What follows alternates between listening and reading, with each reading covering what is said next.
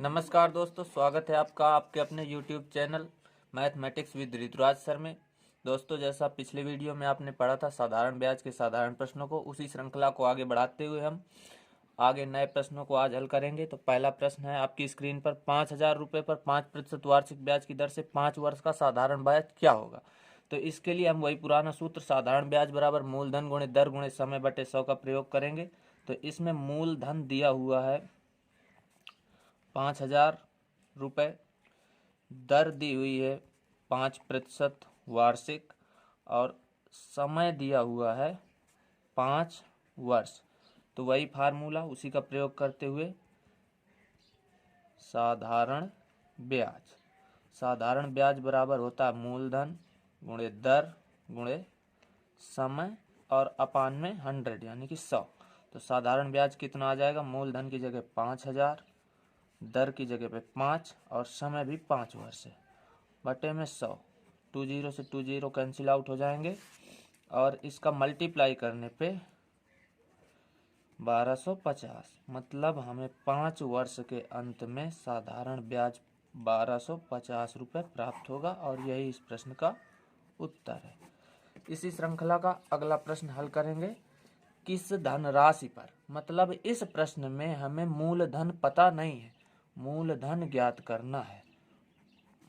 किस धनराशि पर 5% वार्षिक ब्याज की दर से, मतलब ब्याज की दर दी हुई है 5% और समय दिया हुआ है 4 वर्ष। समय दिया हुआ है 4 वर्ष। कह रहा है किस धनराशि पर 5% वार्षिक ब्याज की दर से 4 वर्ष का साधारण ब्याज 500 रुपये हो जाएगा। मतलब इस प्रश्न में साधारण ब्याज पता है, साधारण ब्याज दिया हुआ है 500। सूत्र वही रहेगा, साधारण ब्याज बराबर मूलधन गुणे दर गुणे समय बटे 100।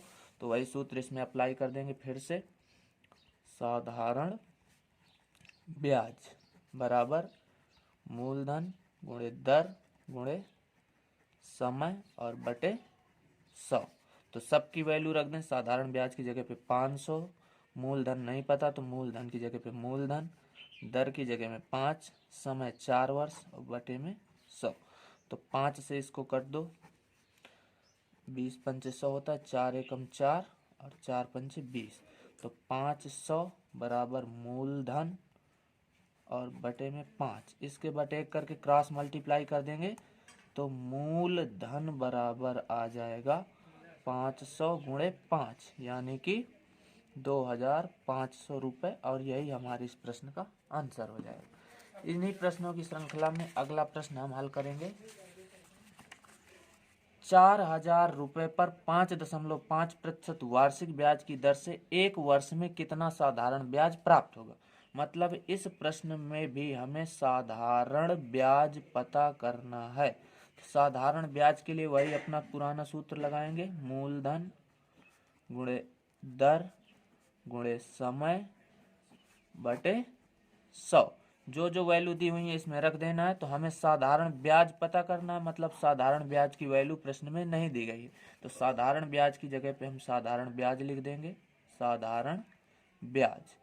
मूलधन पता है, मूलधन दिया है 4,000 रुपये, तो मूलधन के स्थान पे 4,000, दर 5.5% वार्षिक, तो दर के स्थान पे 5.5, समय दिया हुआ है 1 वर्ष, तो समय के स्थान पे 1 और अपान में 100।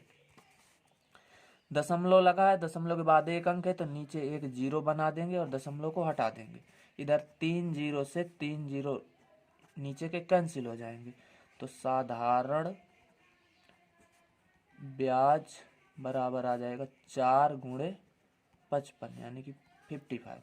मल्टीप्लाई कर देंगे, 4 पंचे 20, 220 रुपये आपका साधारण ब्याज प्राप्त हो जाएगा। यही इस प्रश्न का उत्तर है। अगले प्रश्न में देखेंगे।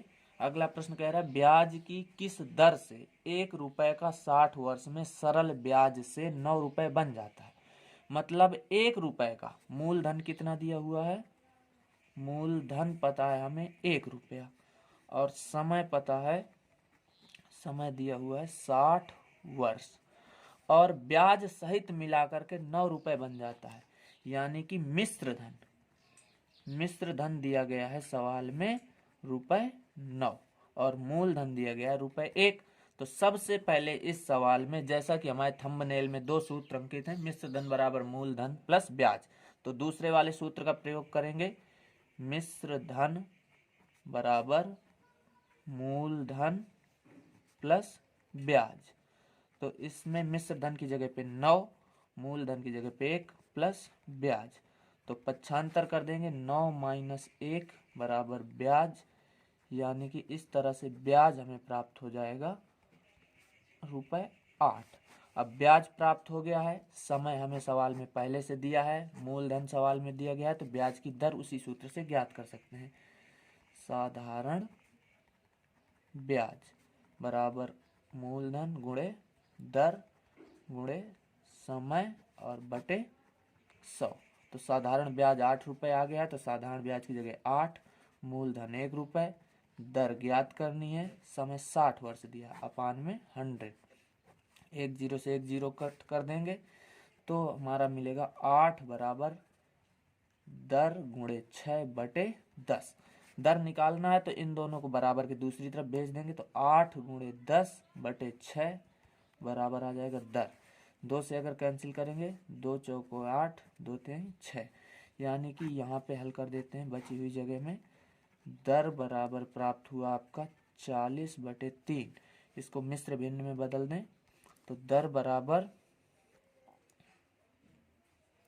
13 सही, दर प्राप्त हो जाएगी। मिश्र भिन्न में जब हम बदलेंगे तो दर प्राप्त हो जाएगी 13 सही 1/3% वार्षिक। इस प्रकार से ये प्रश्न भी हल हो गया। और अब हम अगला प्रश्न हल करेंगे इसी श्रृंखला का। अगला प्रश्न हल करेंगे 3600 रुपए की राशि को 2 बराबर भागों में विभाजित करने पर, मतलब 3600 रुपए है हमारे पास मूलधन के रूप में, और इन 3600 रुपयों को 2 बराबर भागों में विभाजित किया जाना है। पहले भाग पर जो ब्याज की दर है वो 5% वार्षिक है और समय है 3 वर्ष। मतलब 3600 रुपए की राशि को 2 बराबर भागों में विभाजित करना है। पहले भाग को 5% वार्षिक ब्याज की दर से 3 वर्ष के लिए ब्याज पर देना है, और उसी 3600 रुपए राशि के दूसरे भाग को 6 सही 1/4% वार्षिक ब्याज की दर से 4 वर्ष के लिए ब्याज पर देना है। शर्त दी गई है कि दोनों प्रकार से प्राप्त होने वाले ब्याज आपस में बराबर हैं। दोनों प्रकार से प्राप्त होने वाले ब्याज बराबर हैं, तो 3600 रुपए की राशि जिन 2 भागों में विभाजित की गई है उनके मान ज्ञात करने। तो हम इसमें खुद से एज्यूम करके चलेंगे। हम लिखेंगे माना प्रथम भाग ₹X तथा शेष द्वितीय भाग जो है, शेष द्वितीय भाग 3600 माइनस x। हमने मान लिया कि प्रथम भाग X रुपए तथा द्वितीय भाग 3600 माइनस x। सवाल के अनुसार प्रथम भाग को 5% वार्षिक ब्याज की दर से 3 वर्ष पर देना है, तो सूत्र वही होता है, साधारण ब्याज बराबर मूलधन गुणे दर गुणे समय बटे 100। तो दोनों भाग, प्रथम भाग और द्वितीय भाग मूलधन का काम करेंगे, और इस प्रकार से दोनों भागों में प्राप्त ब्याज का मान आपस में बराबर है। मतलब प्रथम भाग जो x है वो भी मूलधन का काम करेगा। प्रथम भाग के लिए जो ब्याज की दर है 5% है, और प्रथम भाग के लिए जो समय है वो 3 वर्ष बटे में 100। तो इस प्रकार ये प्रथम भाग से प्राप्त ब्याज है, और द्वितीय भाग से प्राप्त ब्याज ठीक इसी के बराबर है। तो द्वितीय भाग हमने माना है 3600 माइनस x, ये मूलधन हो गया, और द्वितीय भाग के लिए जो ब्याज की दर है 6 सही 1/4% वार्षिक, यानी कि 25/4% वार्षिक द्वितीय भाग के लिए ब्याज की दर, और द्वितीय भाग को 4 वर्ष के लिए दिया जाना, यानी द्वितीय भाग के लिए समय है 4 वर्ष। इस प्रकार से प्राप्त ब्याज दोनों में बराबर है, तो दोनों की वैल्यू को हम आपस में बराबर कर देते हैं। इसमें अपान 100 भी राइट होगा, 4 से 4 कैंसिल आउट हो जाएगा, अपान 100 से दूसरी तरफ का अपान 100 कट हो जाएगा। इधर बचा मल्टीप्लाई करने पे 15x बराबर, इधर अगर हम 25 का अंदर गुणा करवा देते हैं तो 3600 गुणे 25, और माइनस में आ जाएगा 25x।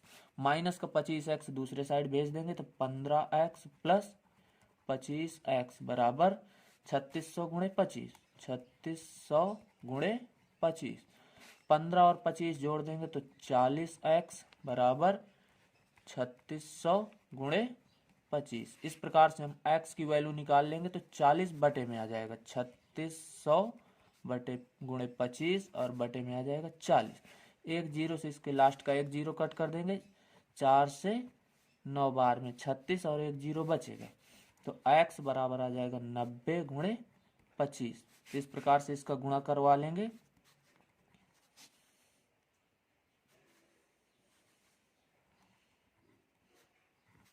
दो हजार 550 मतलब प्रथम भाग आ गया 2550।